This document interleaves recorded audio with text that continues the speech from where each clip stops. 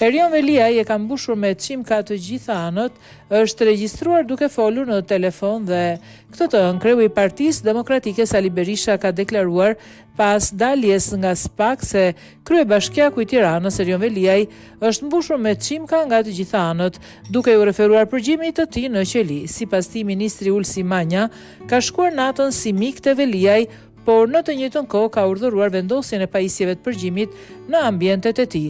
Berisha pretendon se Veliaj shpërgjuar kudo, madje edhe në telefon fiks, në shtrat dhe tavolin. Ata e kishin mbushur me çimka në të gjitha anët, tha ai, duke akuzuar qeverinë për tejkalim të kufive ligjor në përdorimin e përgjimeve. Njeri më të pabes, më të zi në shpirt, më të pa karakter se ai nuk ka.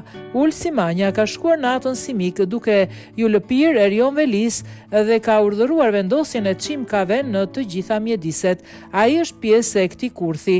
Nëse donin të vendosnin çimka, nuk duhet të merrnin ministra, por të merrnin lejen e gjykatës.